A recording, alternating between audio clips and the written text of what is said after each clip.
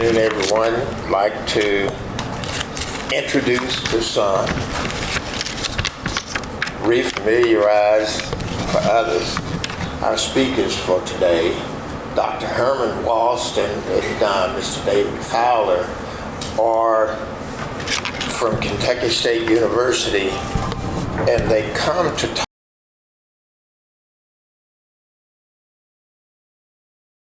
for mentoring and engaging with the youth of our community, which is, of course, aligned with the things that the Frankfort Optimist Club does and have been doing for, I think, 75 years?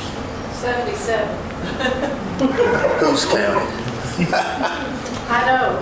They were organized the night before I was born. Oh, no debate there. But Dr. Walston, of course, has been at Kentucky State University, about 30 years now? 47. 47? He's been at the university longer than I've been in the state of Kentucky. So, hey, you're out there. And the program Promising Youth Center for Excellence is intended to uplift the youth of our community. And it would be good for us to hear some of the things that they're doing so that we can find out if what we're doing is aligned with what they are doing and focused on, or if there's something that we are doing that might improve or be of assistance in their program, or if we can modify any of our programs in order to support what they're doing. Without further ado, I will introduce to you Dr. Herman Walston and Mr. David Fowler.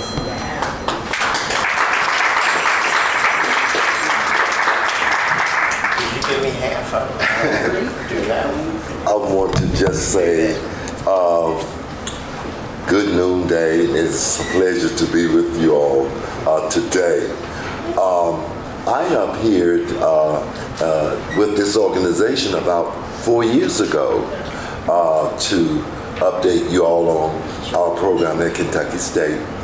And you all stated that we're going to have you come back again another year. So I asked David the other day, I said, well, David, we might need to contact them because they had said that they may want us to come back. And you all also conveyed upon one of our mentors a special recognition.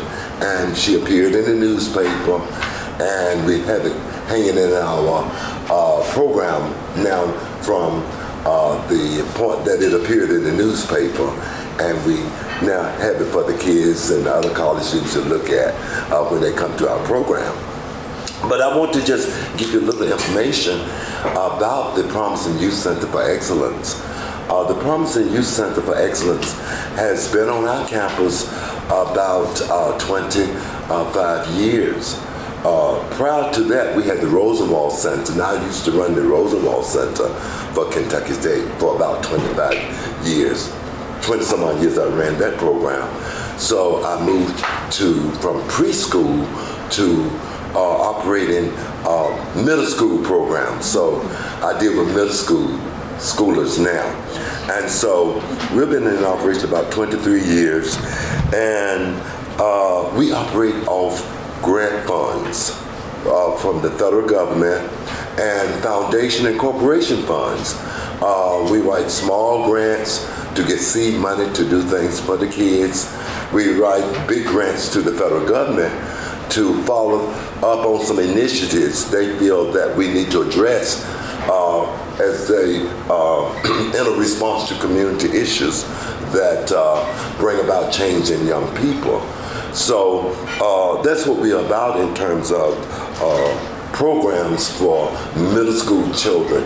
Now, our programs now are from 5th grade through 9th grade.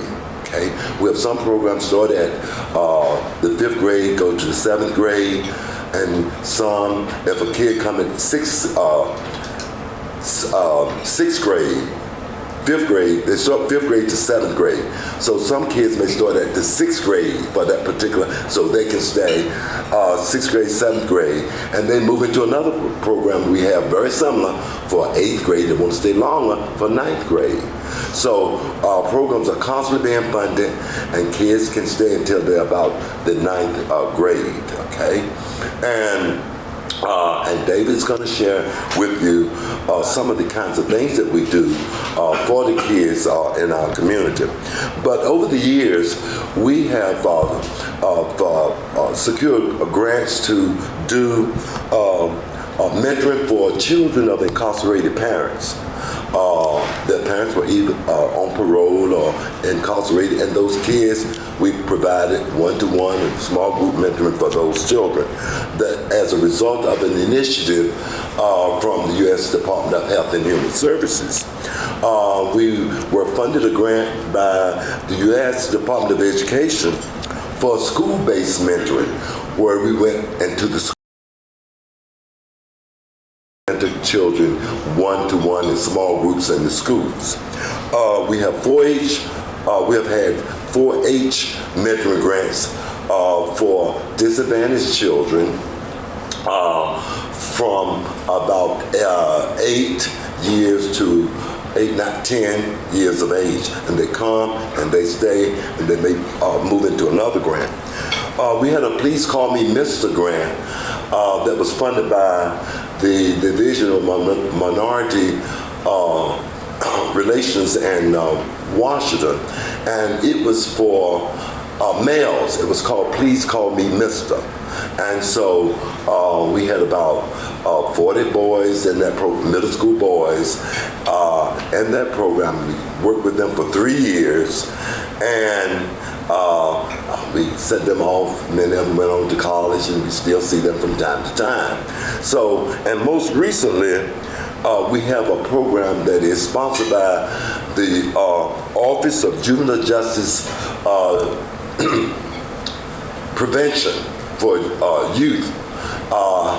And those kids come to us now in the evenings, after school at 3 to 5, at 3 stay until 5.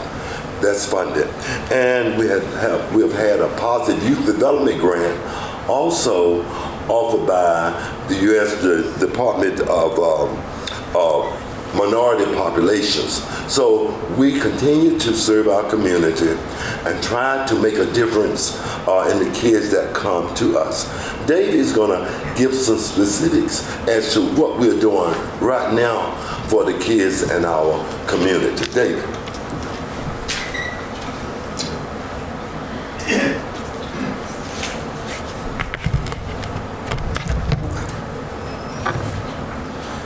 Good afternoon. My name is David Fowler Jr., and I'm the director of the Promising Youth Center for Excellence.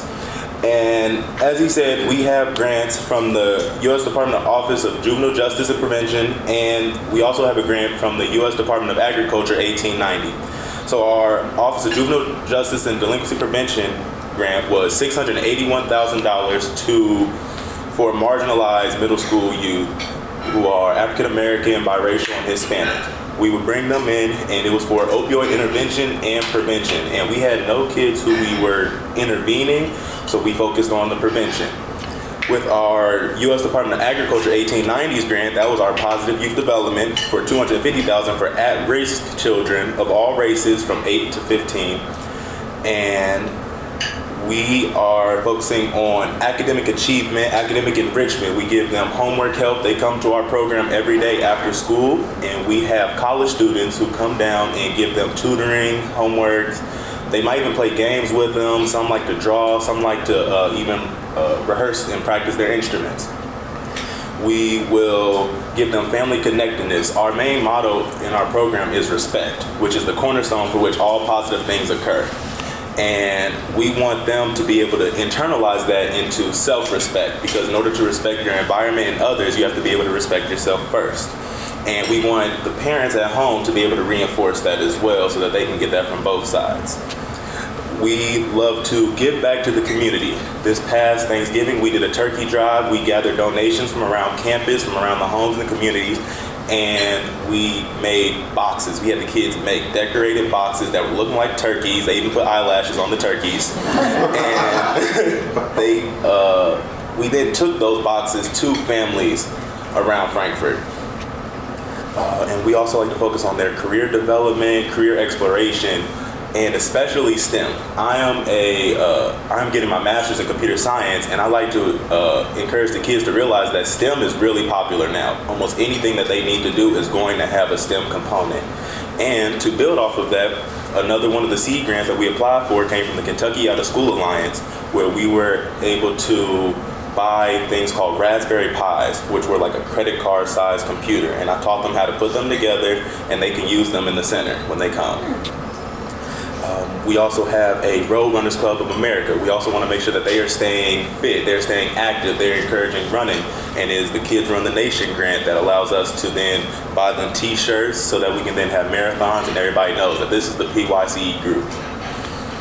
And then our unconventional parking lot garden. We're going to be preparing a garden in the parking lot of our center. We're going to be having the kids grow produce, learning how to can all the fruits and vegetables, and being able to take them home to their parents and to give them out in the communities. Now, the structure of our program is a one-to-one and group mentoring.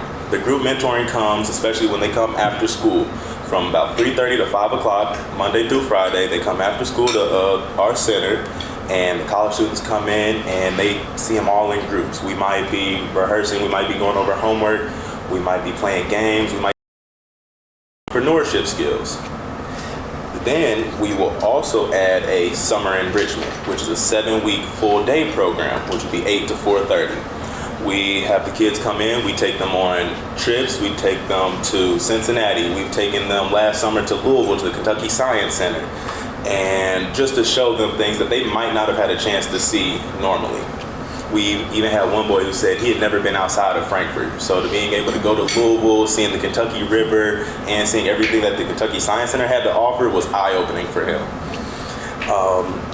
Our one-to-one mentoring piece is a little different. We like to give the college students, maybe even Kentucky State faculty and staff, and other community members a chance to have a child one-on-one. It'll be almost like a big brother, big sister program, because middle school is a very trying age, and there's a lot of emotions and feelings that are coming up, and we just want them to know that there are more and more people always in their corner, making sure that they're going to succeed and even helping them succeed. And so we have them match one-to-one. The federal government says that you need about an hour a week just with a mentor, just checking in, just having someone to talk to, and knowing that they're there for you to make sure to encourage yourself to do your own work. It builds your own motivation, it builds your own determination and drive. And then we also have, to help with our group mentoring, we have a couple community partners. Our top partners are the Franklin County Schools and Frankfort Independent Schools. They are able to give us behavior reports, grades, and anything that we can use to take back to our center to help them outside of school. And then we also have a policing component. We have the sheriff's department, we have the chief of police, we have the city police and the state police. They come to our center and they basically just jump in with the kids. They do whatever the kids are doing. Some might go play basketball, some might go and even help build the turkey boxes that they did. And it is a way to show them that, yeah, they're police officers, but they have lives. They're a part of our community as well. And so we're bridging that gap between the police officers and our community. And then we also have New Vista Mental Health Services. We want all of our kids, the federal government gives us money to get all of our kids screened and offer them mental health services if they will benefit from them. We have a clinician who comes in and they see the children right there in our center in our times, and we will cover that cost as well.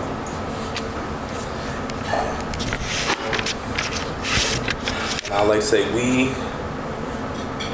love what we're doing with our community. We're trying to always build. We want to always make sure that our kids that they're being seen, that they're being heard. We know that they might feel like they can do everything, especially in middle school. That's right before they're getting ready to become young adults. And so we want to show them that, yeah, go ahead, have your independence, learn what you need to learn, find out what you need to explore, but also remember that you have people behind you, you have people in your corner, you have people always pushing you forward. Thank you.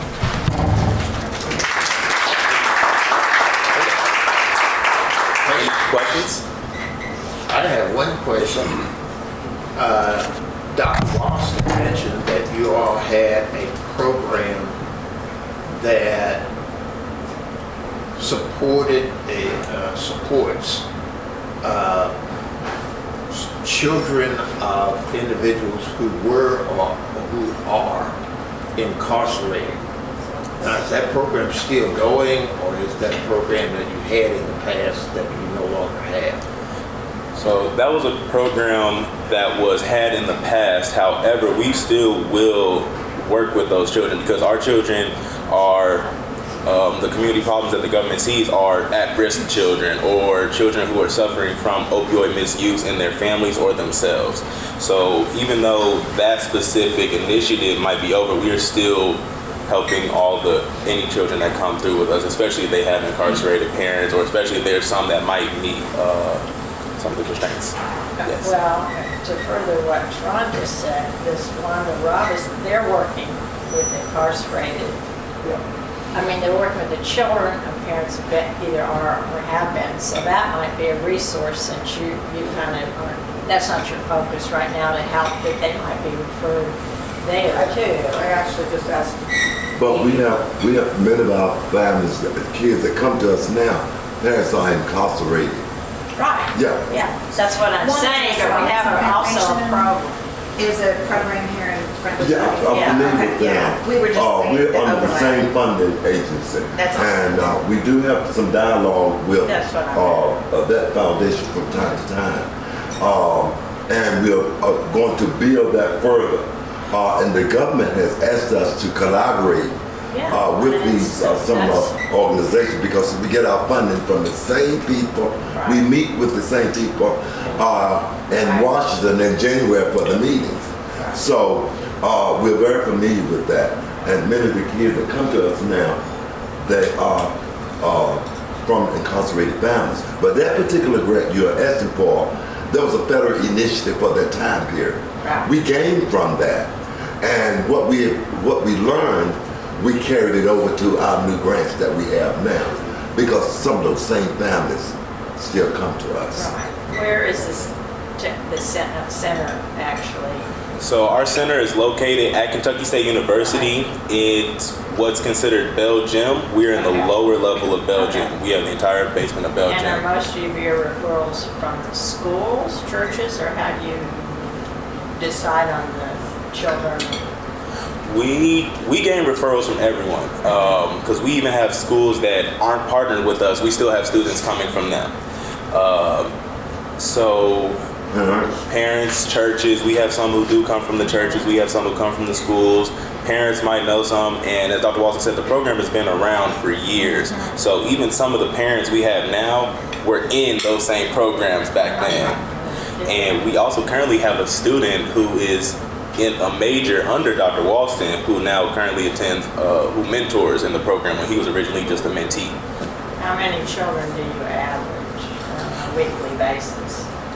We have, due to also the extracurricular activities, we understand they might not be coming every single day or every week, but we average, the first grant serves about 45 kids. Our Office of Juvenile Justice and Delinquency Prevention, that serves about 45 kids.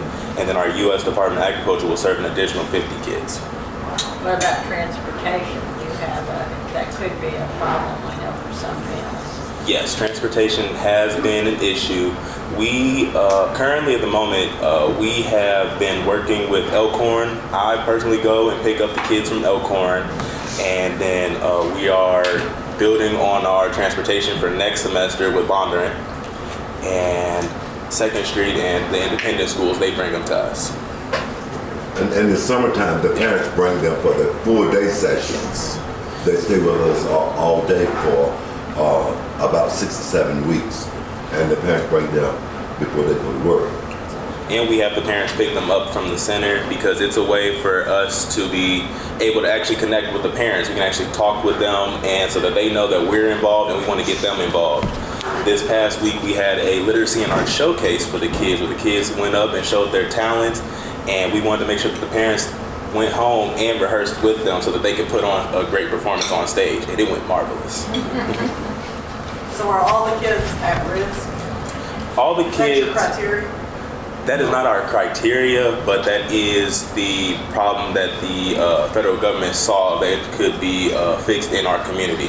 So we won't deny any kids if they're not considered at risk, because we're also a prevention program. So we're going to make sure that they will stay on the straight path.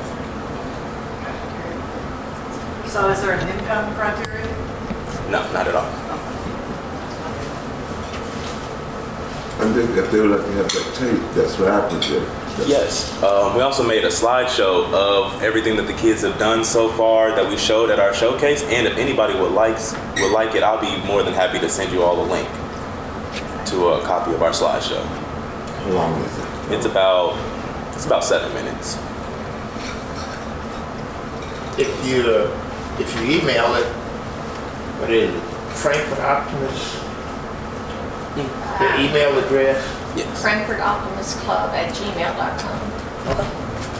I'll send it to you. It's all one word. Yeah. I want to thank you both. This is Optimist Club glass, and then it has our creed in there as well, which we'll recite here shortly. I'd like to thank you for having us.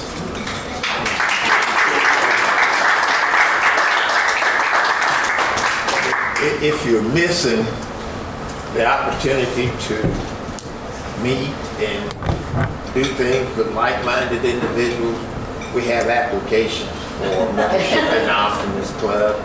It meets every Tuesday at noon here, and we would welcome you as members. I put a little information in your glass about what the Optimist Club's about too, not just our creed, but our creed is something that is really amazing, I think. Does anybody else have anything that we need to discuss? Want a program for next week? Yes. The Vice President of Bluegrass Theater Guild will be with us, Erin Sutton, and she's going to be telling us about their new season they just announced. Oh, fun. They are all sort of going on. Yes. Just FYI. We love Thornhill. Thornhill's everything now. You just made it the hub of everything. Community engagement. Yes. All right. If that's all today, if everybody would like to stand and recite the